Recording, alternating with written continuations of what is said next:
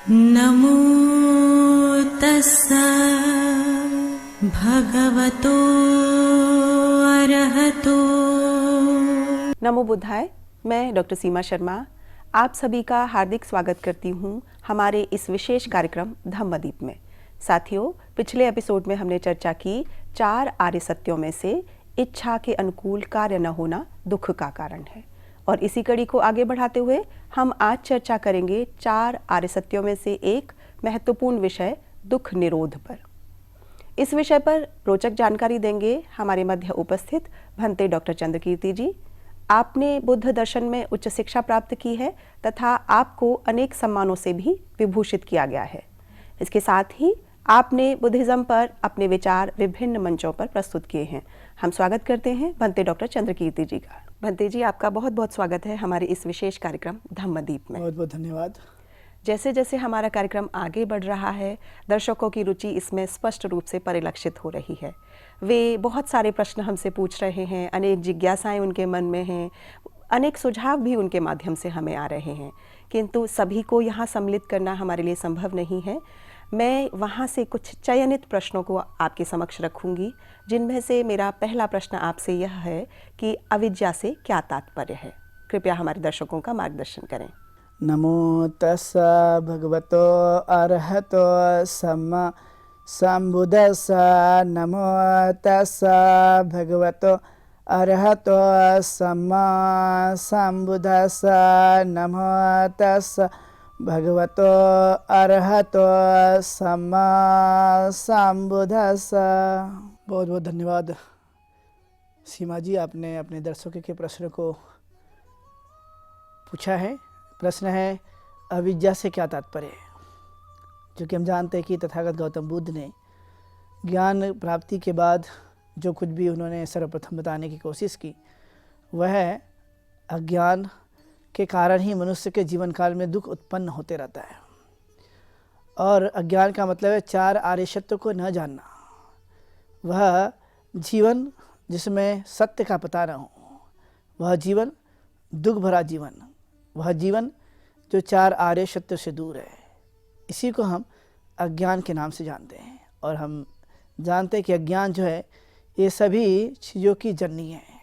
अज्ञान के कारण ही सभी चीज़ें उत्पन्न होती रहती है। इसलिए अविद्या यह पाली शब्द है, और जब हम उसको देखते हैं कि उसको शब्द सा अर्थ देखते हैं, तो हमने देखा कि ऐसा जीवन जहाँ पर ज्ञान न हो, उसे पूरी तरह से समझ में ना आया हो। इसलिए तथागत गौतम बुद्ध ने अविद्या को दूर करने का उपाय बताया कि हम 4 आर्य सत्य को ठीक तरह से जानने की कोशिश करें।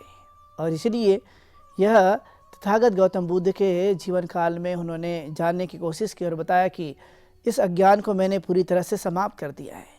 अब ये अज्ञान अब मेरे जीवन काल में नहीं है। इसलिए जहाँ अज्ञान नहीं है तो वहाँ सुख रहेगा, जहाँ अज्ञान है वहाँ दुख रहेगा। इसलिए अज्ञान सभी दुखों का जनक है या जननी है।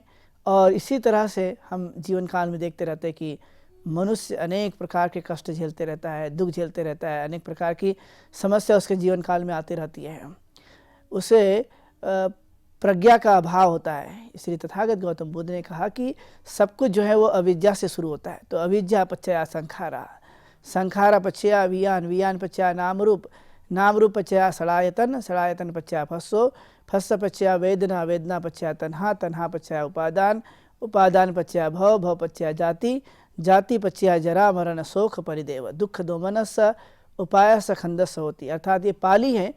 अज्ञान से ही हमने देखा कि संस्कार उत्पन्न हो जाता है, संस्कार से नाम रूप उत्पन्न होता है, विज्ञान उत्पन्न होता है, विज्ञान से नाम रूप उत्पन्न होता है, नाम रूप से 6 आयतन निर्माण हो जाते हैं, 6 आयतन से स्पर्श निर्माण हो जाता है, स्पर्श से वेदना निर्माण हो जाती है, वेदना से तृष्णा निर्माण हो जाती है, तृष्णा से उपादान निर्माण हो जाता है, उपादान से भव उत्पन्न हो जाता है, और भव से जन्म उत्पन्न हो जाता है, और जरा और व्याधि और मृत्यु भी आ जाती है। यह सब अज्ञान की वजह से ही हुआ है।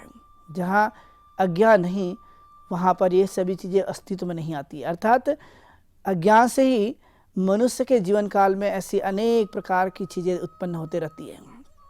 इसलिए तथागत ने अज्ञान को मिटाने की बात कही है कि उसे पूरी तरह से समाप्त किया जाए और जब ये समाप्त हो जाएगा तो दुख भी समाप्त हो जाएगा, और जब ये दुख नहीं होगा तो स्वाभाविक है कि अच्छा जीवन मनुष्य को मिल जाता है।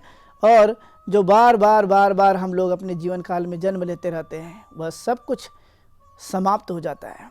और इसलिए तथागत गौतम बुद्ध की यह देशना, जो कि मानव के कल्याण के लिए, उन्हें बोध कराने के लिए, इसलिए उन्होंने कहा कि अज्ञान को समझिए और ज्ञान की तरफ आगे बढ़िए। यदि हम ज्ञान की तरफ आगे बढ़ते हैं तो स्वाभाविक तौर पर उसका प्रभाव हमारे अपने जीवन काल में होते हुए देखने के लिए मिल सकता है।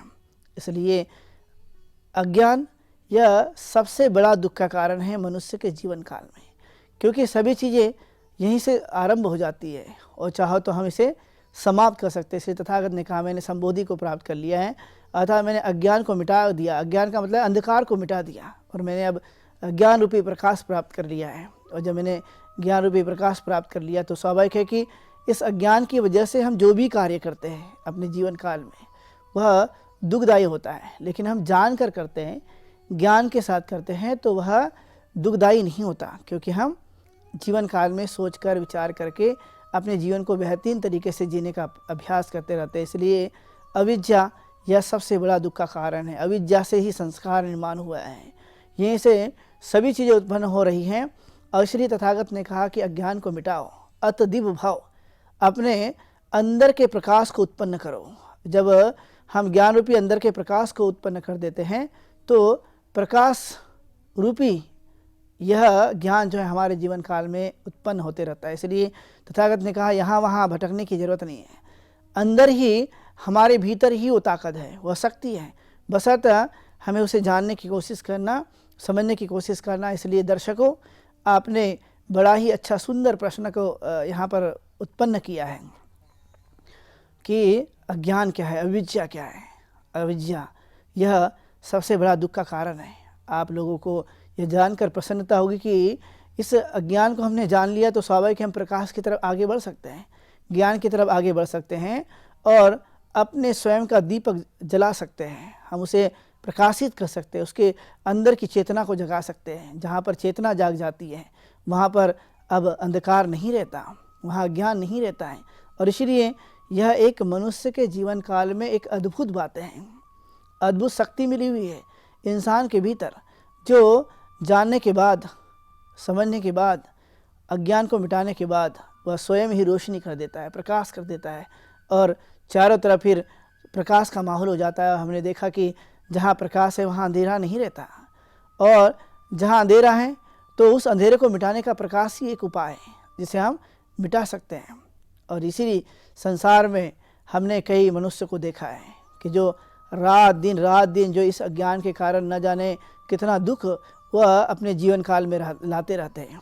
इसे तथागत ने कहा कि इस सभी प्रकार के अंधकार को मिटाओ और रोशनी उत्पन्न कर दो, प्रकाश उत्पन्न कर दो, और चारों तरफ अपने जीवन काल में इस ज्ञान रूपी प्रकाश को जलाने के बाद स्वाभाविक तौर पे हम अज्ञान को समाप्त कर देते हैं। इसलिए अज्ञान का, अविद्या का अभिप्राय यही है कि हम जिन कारणों से दुख उत्पन्न हो रहा है, जहाँ जड़ है, अज्ञान की जड़ है, उस जड़ को ही हम काट दें तो हम प्रकाश उत्पन्न कर सकते हैं। अर्थात अविद्या यह सबसे बड़ा दुख का कारण है। जहाँ पर ज्ञान का अभाव है, जहाँ प्रकाश का अभाव है, वही अविद्या है। जहाँ चार आर्य सत्य को जानना वह ज्ञान है, लेकिन चार आर्य सत्य को न जानना यह अविद्या है। और इसलिए तथागत ने इस अविद्या को मिटाने के लिए हमें सभी लोगों को बताने की कोशिश की। और आपने देखा होगा कि संसार में किस किस कारणों से दुख उत्पन्न हो रहा है, वह है अविद्या, और इस अविद्या की वजह से ही सब समाप्त हो रहा है। इसलिए प्यारे दर्शकों, आपने जो प्रश्न बताया, जो प्रश्न किया है, यह निश्चित तौर पे आज के समय के लिए जीवन को बेहतर बनाए रखने के लिए हम ज्ञान को प्रकाशित करें, उसे जीवन में लाए। आप लोगों ने सभी ने सुना, बहुत बहुत धन्यवाद। बंदे जी, आपका धन्यवाद, आपने अविद्या पर प्रकाश डाला। इसी क्रम में मेरा अगला प्रश्न आपसे रहेगा, प्रतीत्य समुत्पाद से क्या तात्पर्य है और इसका सामान्य जन के जीवन में क्या महत्व है, कृपया हमें बताएं। बहुत बहुत धन्यवाद सीमा जी, आपने अपने प्यारे दर्शकों के प्रश्नों को मुझसे पूछा है। और प्रश्न है प्रतीत्य समुत्पाद। ये बड़ा गहन विषय है और सामान्य मनुष्य के जीवन में कैसे यह उपयोग में लाया जा सकता है। हम जानते हैं कि संसार में कोई भी वस्तु, कोई भी चीज़ें बिना कारण के उत्पन्न नहीं हुई है, उसका कोई न कोई कारण है। इसलिए प्रतीत्य समुत्पाद को हम काज एंड इफेक्ट की थ्योरी भी कहते हैं, कार्य कारण भाव कहा जाता है। यानी बिना कार्य के कोई चीज़ों को घटित नहीं होते हुए देखा गया है, यानी कारण है तभी वह उसका परिणाम भी आते हुए देखा जाता है। अपने सामान्य रूप से समझने के लिए आप देखेंगे तो जैसे आपने देखा ठंड लगती है तो हम गर्म कपड़े पहनते हैं, ठंड वो कारण है, गर्म कपड़े उसका उपाय है, परिणाम है कि हम उसे कैसे बचा जा सकता है। तो वह ठंड का लग जाना यह कारण में तब्दील हो गया और उसको हम कैसे सुरक्षा प्रदान कर सकते हैं। तो इस तरह का मनुष्य के जीवन काल में, दैनिक जीवन में यह आवश्यक रूप से ये चीज़ें हमें देखने के लिए मिलती रहती हैं। बिना कारण के कोई भी कार्य घटित नहीं होता, यह एक स्वाभाविक प्रक्रिया है मनुष्य के जीवन काल की। इसलिए प्रतीत्य समुत्पाद अर्थात उत्पन्न होना, कारण और उत्पन्न हो जाना, ने बिना कारण के कोई चीज़ उत्पन्न न होना, यानी कारण है इसलिए चीज़ें उत्पन्न हो रही है, इसलिए सतत गति के साथ इसे कहा जाता है। और इसके अंदर में 12 खड़ी आती है।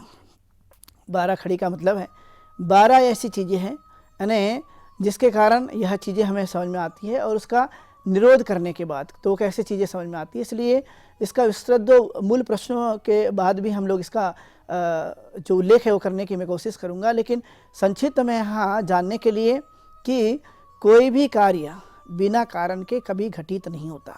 यानी मनुष्य भी जन्मा है तो यह भी किसी कारण से उत्पन्न हुआ है, बिना कारण से उत्पन्न नहीं हुआ। इस संसार की हर एक वस्तु वह कहीं ना कहीं बिना कारण के उत्पन्न नहीं हुई है, अर्थात इसे कोई न कोई कारण हमें दिखाई दिया। इसलिए तथागत ने ये बात ठीक तरह से जानने की कोशिश की है कि बिना कार्य के, बिना कारण के कोई परिणाम नहीं आता है।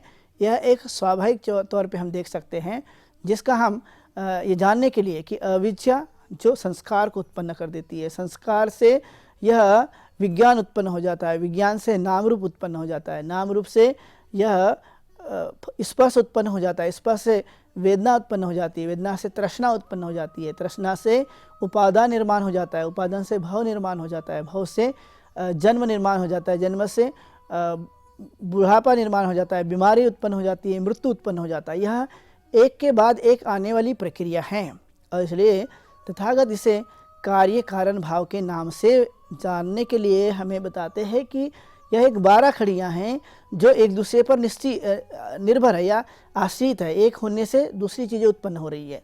जैसे मनुष्य का यदि जन्म ना हो तो रोग भी नहीं होगा, बुढ़ापा भी नहीं होगा और मृत्यु भी नहीं होगी, लेकिन जन्म ले लिया गया है, जन्म के बाद में रोग भी होगा, बुढ़ापा भी आएगा और मृत्यु भी होगी, और मृत्यु होगी तो फिर से वह अस्तित्व में आएगा। तो इस तरह की जो प्रक्रिया है वह स्वाभाविक तौर पर एक के बाद एक घटित होते रहती है।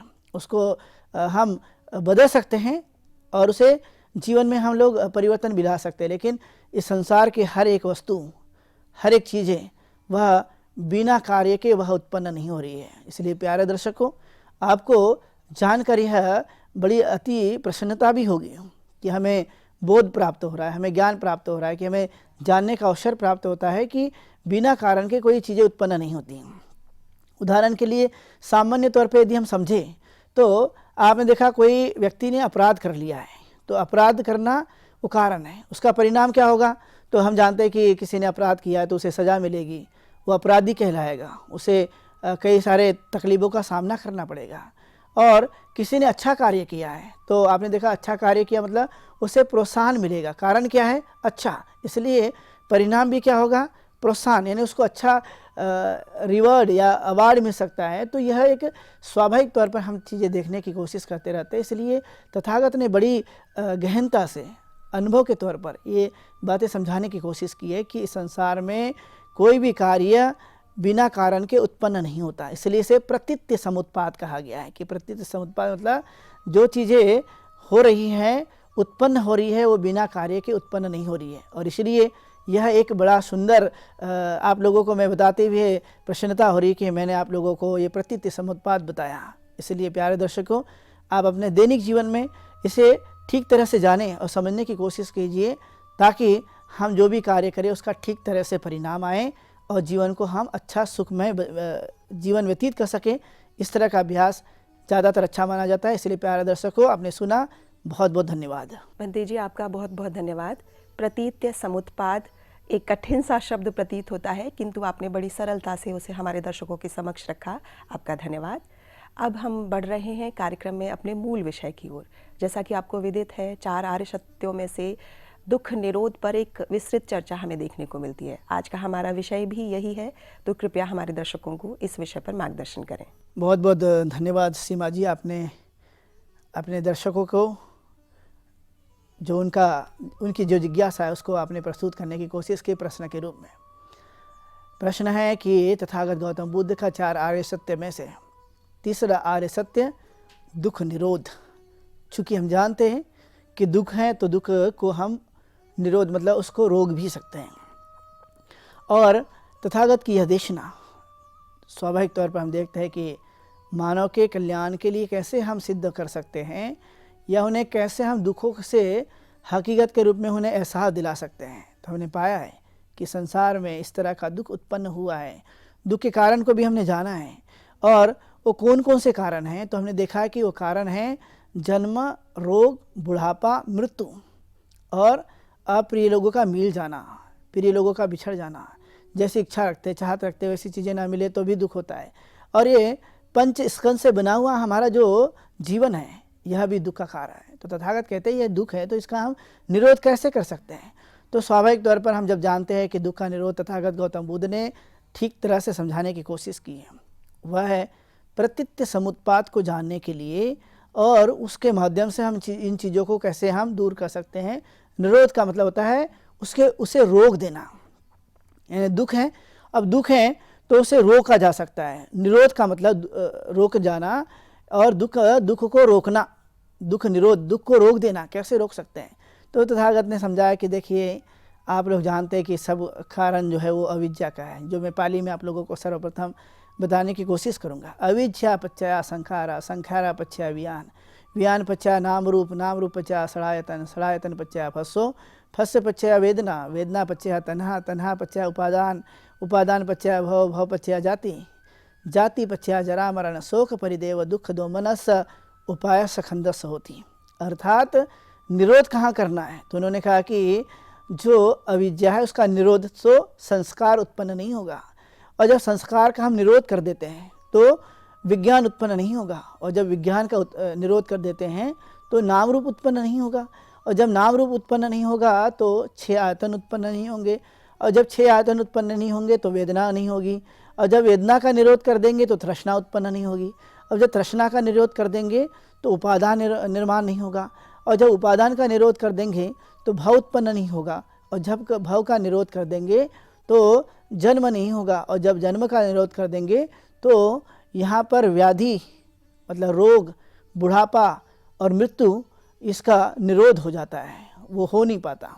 और जब ये समाप्त हो जाती है तो हमारा जो जीवन है पंच स्कंद से बना हुआ, यह स्वाभाविक तौर पर वह उत्पन्न नहीं होता है। तो तथागत ने ठीक तरह से बातें समझाने की कोशिश की कि इसका निरोध यानी उसको रोका जा सकता है।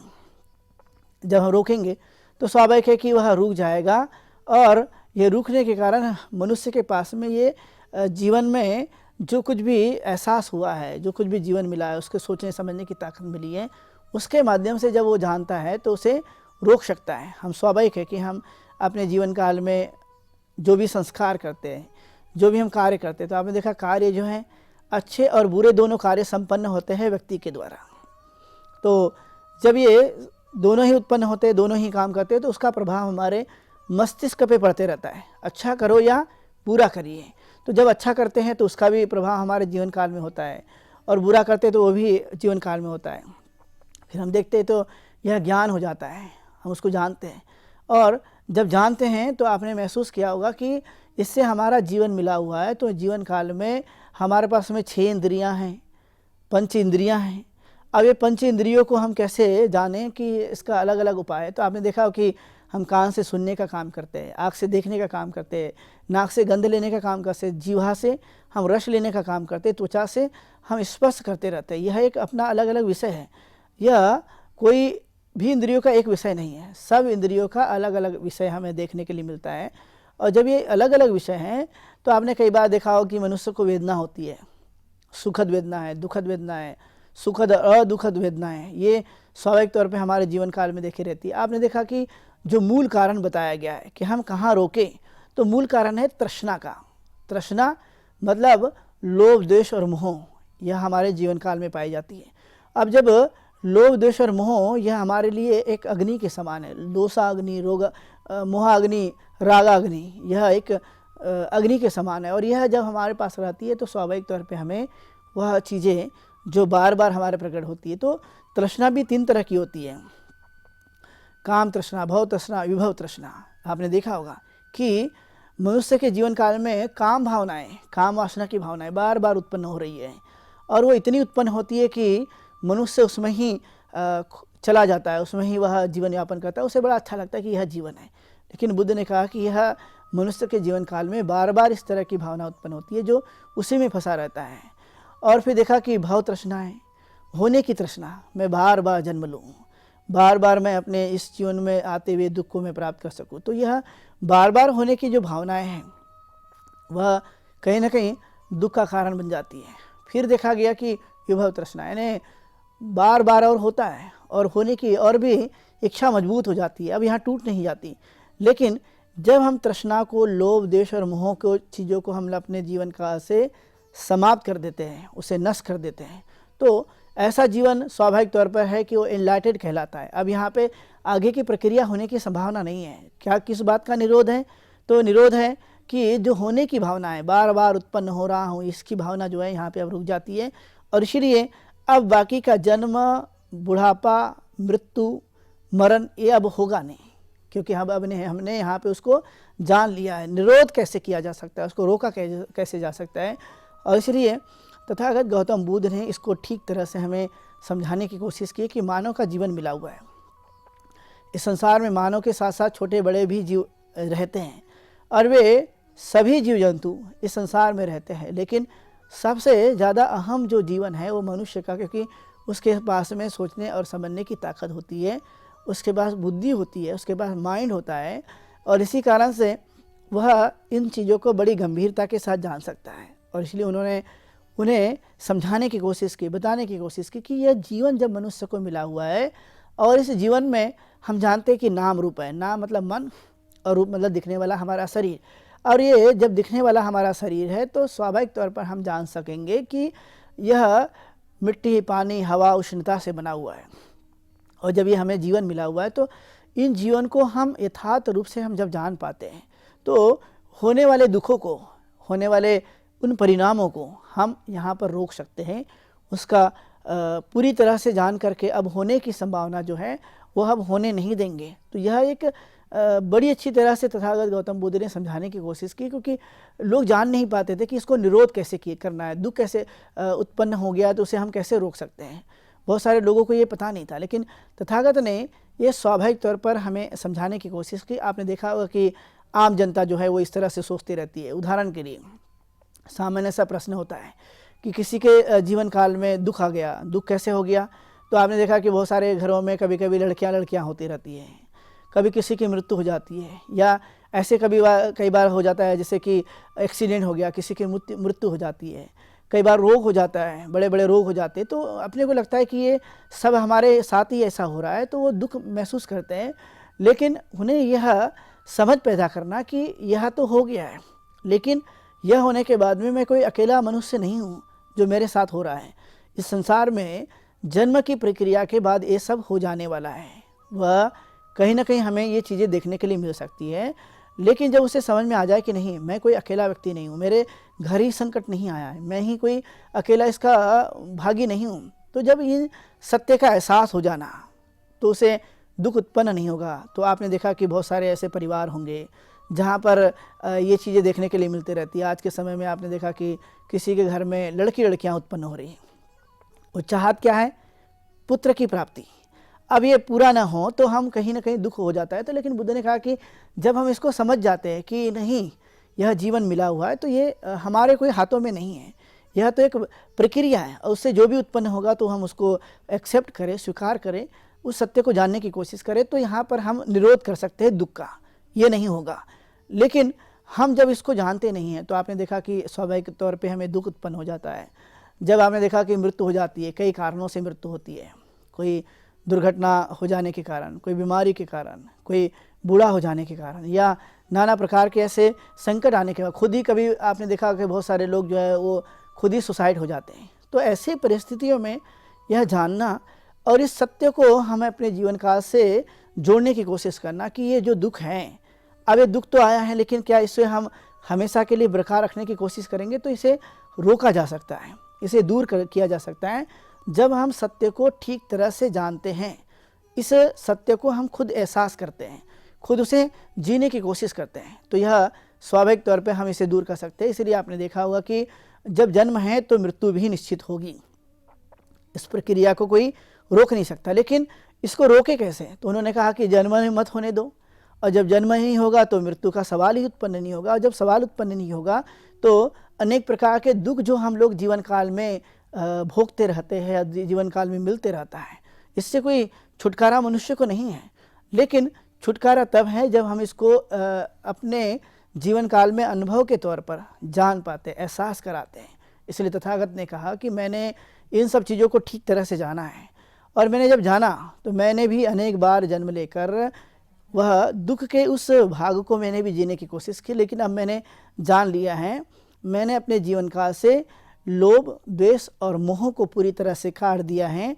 अब जब मैंने इसे काट दिया तो ये फिर से अपना सर उठा नहीं सकेगा, और जब सर नहीं उठा सकेगा तो यह कभी उसे उत्पन्न नहीं होने देंगे। जैसे उदाहरण के लिए समझे, जब कोई पेड़ होता है तो उसके हम लोग तने को काट देते हैं, लेकिन वो जैसे कि वैसा रहता है तो फिर से उग जाता है। लेकिन आप जड़ से ही उसको निकाल कर फेंक देते हैं, तो जड़ से निकालने के बाद में फिर से वह उत्पन्न होने की उसकी कोई संभावना हमें नहीं दिखाई देती है।